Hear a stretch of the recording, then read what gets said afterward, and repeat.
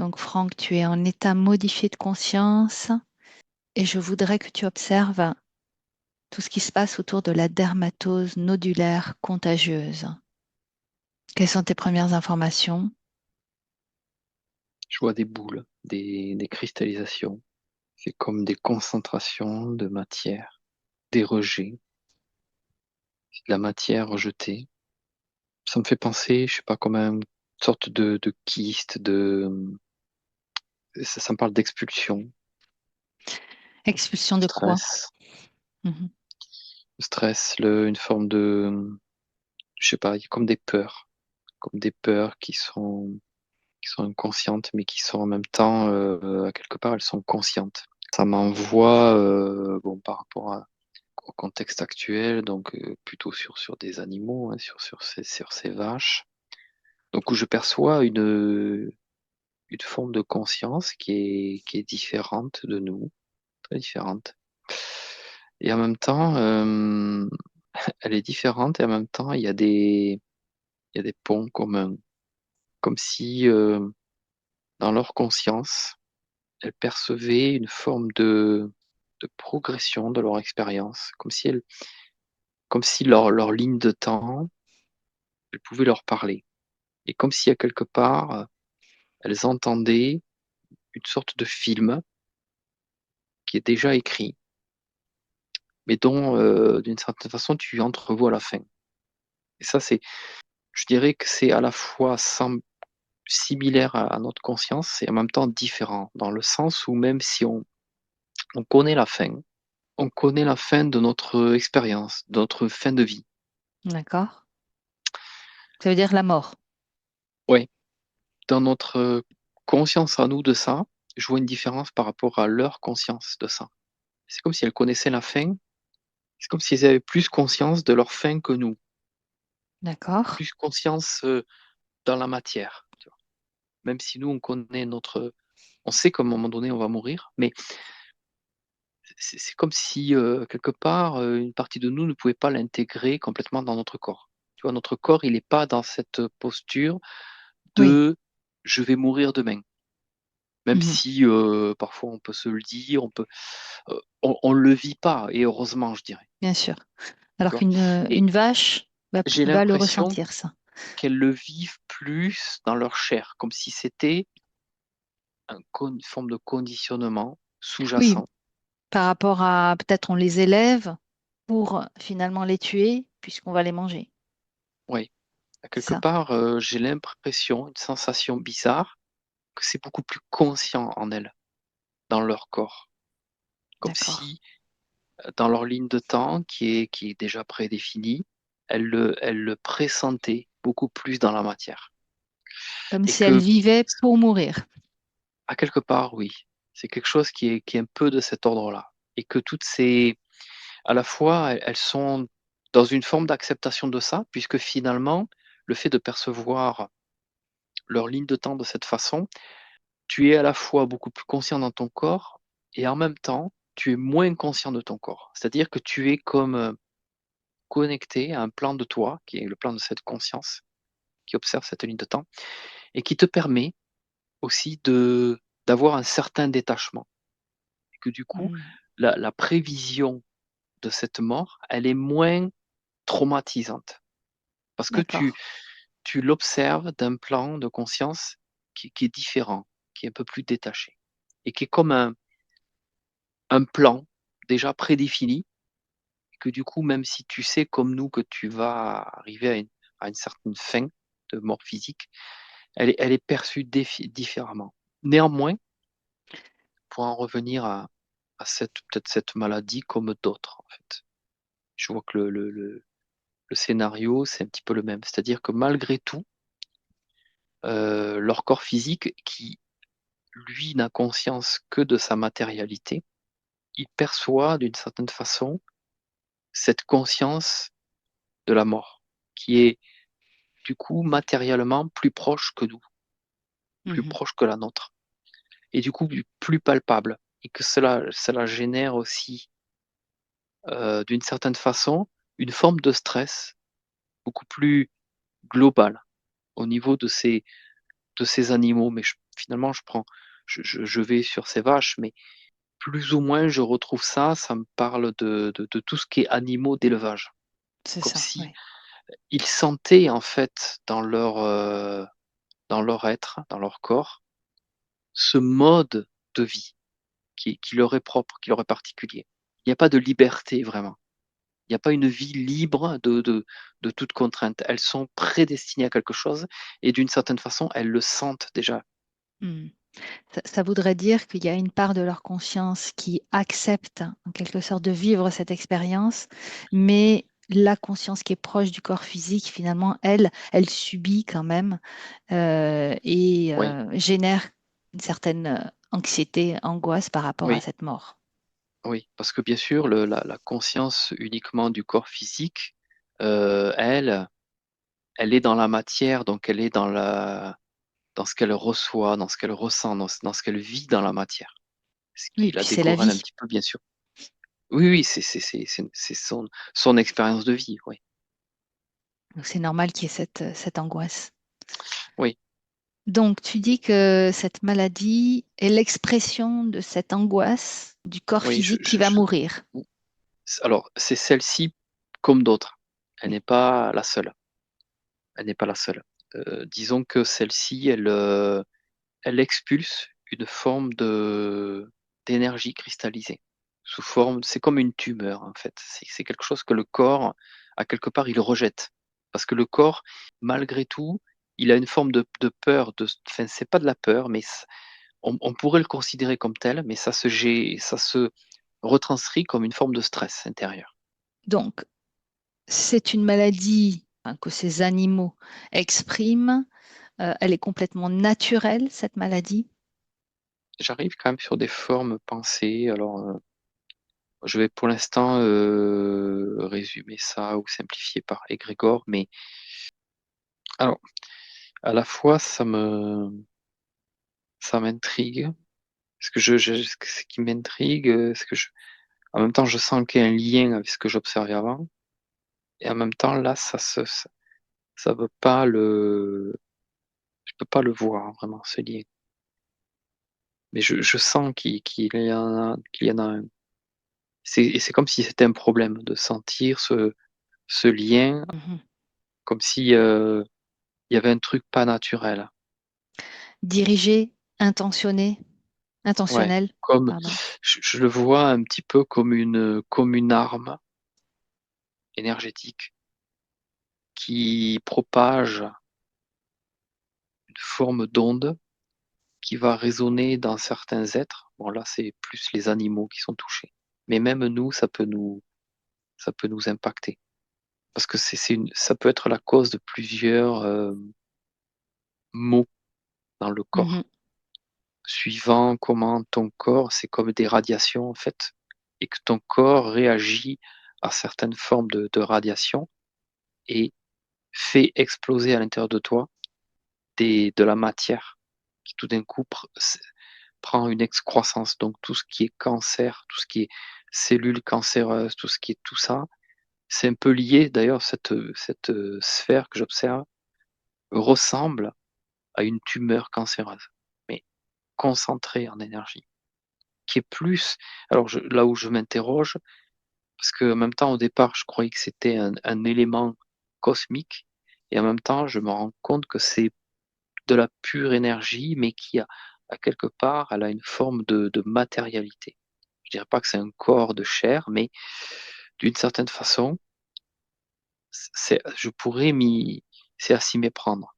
On est connecté à la chair dans sa globalité, pas que la chair humaine. Toute la, toute la matrice cellulaire que constitue la chair au final. Mhm.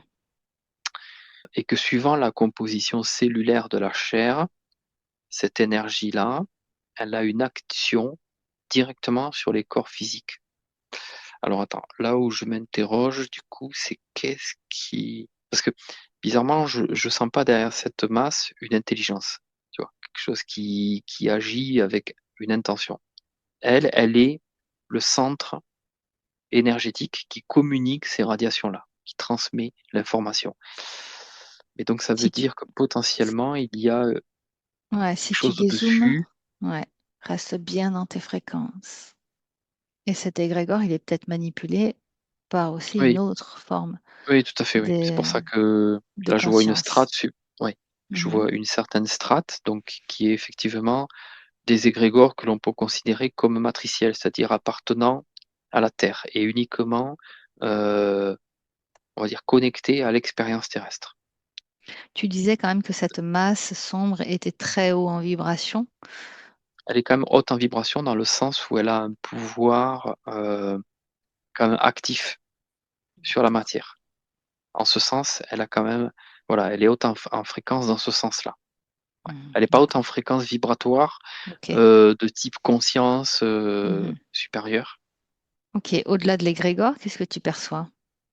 Si tu veux, il y a comme un. Alors, à chaque fois, je vois des strates supplémentaires, voyant qu'au-dessus, il y a toujours des éléments supérieurs. Mais là, je le vois comme deux amas de conscience supérieure. Peut-être qu'ils sont au niveau angélique, archangélique. Au final, c'est le conflit. D'accord. Le conflit, la séparation, la dualité, ouais, l'effort de séparer. Ça me fait penser à l'exploration sur Lucifer, Il y a des similarités. justement Ouais, pour permettre de retrouver un certain discernement par rapport à ce qui se passe et peut-être ouais, pour se choisir sentir, son camp. ouais, en tout cas pour te sentir impliqué, encore une fois, pour marquer ta conscience. Tous ces éléments, je me rends compte qu'ils sont là aussi pour marquer la conscience humaine. À chaque fois, c'est comme un besoin à nouveau d'être réveillé par quelque chose pour pas que tu t'endormes. Parce que Hmm. l'homme a tendance à s'endormir entre. Il y a des Oui, périodes de réveil, mais une fois que le pic d'intensité est passé, qu'il y a des réveils de conscience qui se font et qui demeurent, hein, qui restent, malgré tout, facilement, on va dire qu'on a tendance à nous reposer sur nos lauriers, globalement, à, à re-rentrer dans une forme d'inactivité. Bon, ce qui, en même temps, s'entend, puisque il faut vivre aussi pour sa vie, pour son expérience physique de chair. Donc, tu peux pas être en permanence dans une forme d'implication énergétique, d'action. Tu as comme des besoins ok, d'ouvrir ta conscience, de comprendre beaucoup plus finalement, l'espace qui t'entoure, l'endroit où tu vis, l'expérience que tu es en train de réaliser, mais d'une façon beaucoup plus consciente, avec justement toutes ces énergies contrôlantes, manipulatrices. Et il faut hmm, s'ouvrir à ça si tu ne t'ouvres pas à ça, en fait, tu restes pris par ça. bien sûr. Ouais. Et- mais voilà, malgré tout, dans sa nature, je vois que l'homme a tendance à re-rentrer dans une forme de léthargie, on va dire, et qu'il faut en permanence le réveiller. Et, et ça, je le vois donc à un niveau qui est quand même de conscience assez élevé, vibratoire, et que du coup, dans notre expérience de vie, il y a comme ça des signes qui nous sont renvoyés. Et ce que je vois finalement dans cette maladie, au-delà de ce qu'elle est pour ces animaux qui la subissent quand même, elle est à quelque part là pour nous communiquer quelque chose. Oui, parce qu'à leur niveau, elles sont en train de vivre certaines choses, puisqu'on l'a vu, hein, la Oui, conscience du corps a une certaine vision et une appréhension de cette maladie. La conscience un peu plus élevée de ces animaux ont une autre vision, donc un peu plus détachée. Et nous, on a encore une autre vision, c'est-à-dire soit oui, on est dans la confrontation, la séparation, soit on utilise cette confrontation et cette séparation pour avoir un discernement, pour ouvrir les yeux et pour nous permettre de mieux comprendre le monde dans lequel on vit. oui. Et même, je dirais, si je vais encore plus loin dans la démarche, lorsque j'observe finalement les réactions des hommes vis-à-vis de ça, on voit très bien qu'il y a encore des clans qui sont là.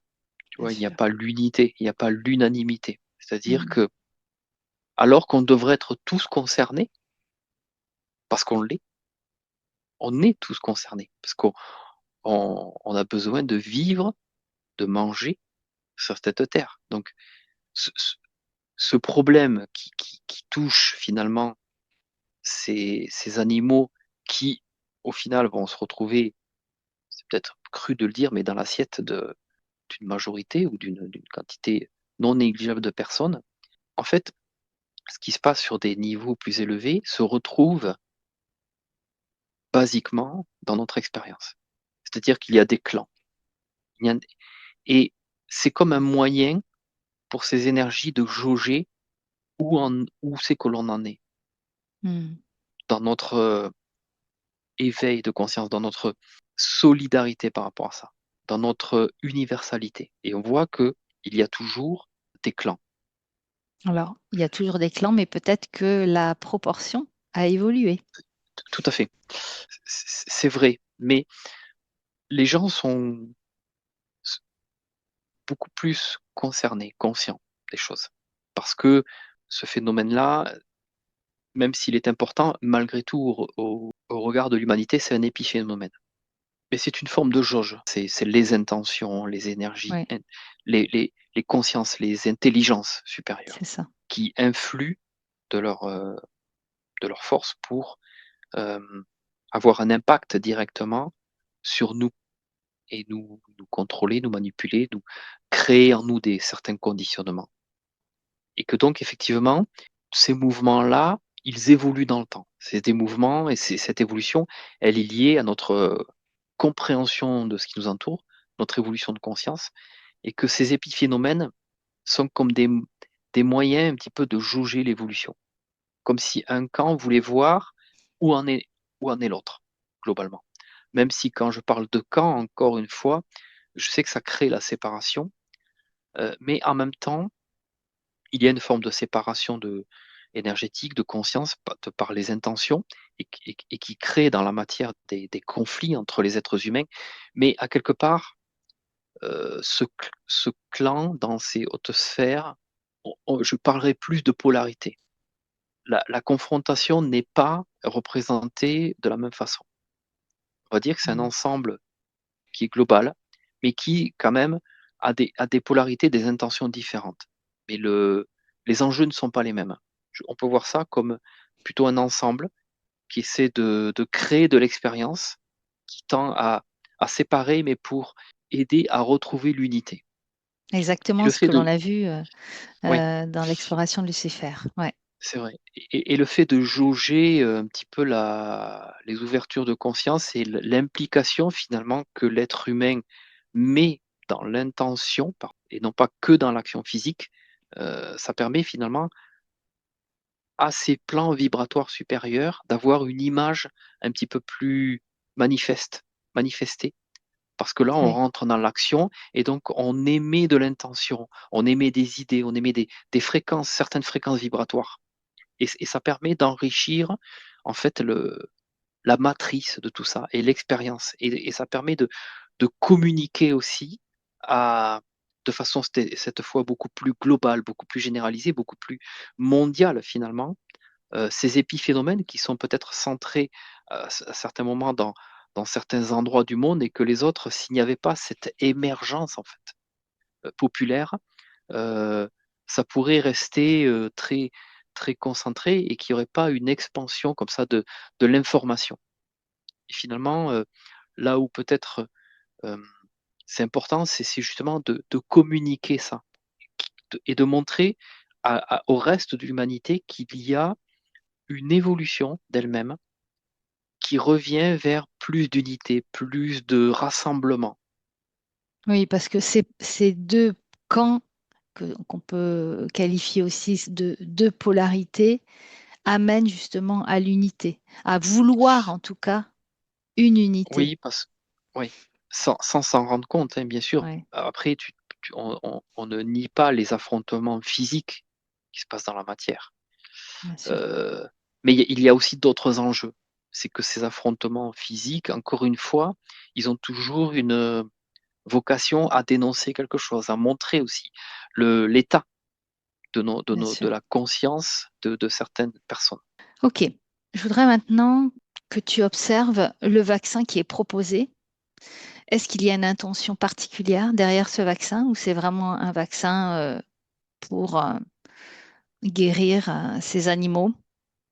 Bizarrement, hein, parce que ce que je vais dire, c'est que au niveau de l'animal lui-même, en fait, je vois que je sais pas si c'est vrai ou pas, hein, ce qu'en disent bien sûr les spécialistes, mais moi, de mon point de vue, je vois une forme de, de truc assez bénin. Je parle de la Ouais, maladie. d'accord. Je parle de la maladie. Comme si ces animaux exprimaient quelque chose, bon, qui est quand même là, hein, qui est une forme d'angoisse, une forme de peur, mais en même temps, elle est purement matérielle. Mais que sur d'autres plans, plus vibratoires, plus élevés, c'est vraiment, vraiment bénin. Ouais, le côté bénin de la chose, finalement, même au niveau physique, l'animal le vit un petit peu de cette façon-là aussi. D'accord. C'est Donc, pas si grave que ça. du, non, donc du point de vue de l'animal, pour lui, pour son corps, même si potentiellement il peut y avoir de la mortalité, ça reste, c'est c'est une infime proportion, je vois, mais une Hmm, infime sur la quantité d'animaux, parce que là, en fait, ce que le problème qu'il y a et ce que l'on nous veut nous montrer ou nous faire croire, c'est que la proportion est immense, alors qu'en fait, c'est beaucoup plus réduit que ce que ça n'est en vrai. hmm. Ça Mais on rappelle intensifie, déjà les une choses histoire sont, vécue. ouais, les choses sont toujours intensifiées, amplifiées pour marquer encore, pour marquer, ouais, pour faire peur, pour faire peur. Tout à fait. Puisque comme de toute façon, on ingère ces aliments, ces animaux, et quelle que soit l'alimentation d'ailleurs que tu peux retrouver des maladies entre guillemets partout. Donc le but est de faire peur et de maintenant si je me place, si j'observe la proposition humaine, donc le vaccin par exemple, ce que je vois c'est la proposition d'arriver en sauveur. Au-delà du produit lui-même, c'est cette intention-là, c'est voilà, je suis la solution. Ces vaccins-là ont été apportés par l'armée avec un convoi exceptionnel. Bon, enfin voilà, ça fait vraiment. Oui, mais oui, c'est l'amplification du Ouais, phénomène je suis le sauveur. ouais. Je suis le sauveur. Et je mets les moyens, vous voyez, Hmm.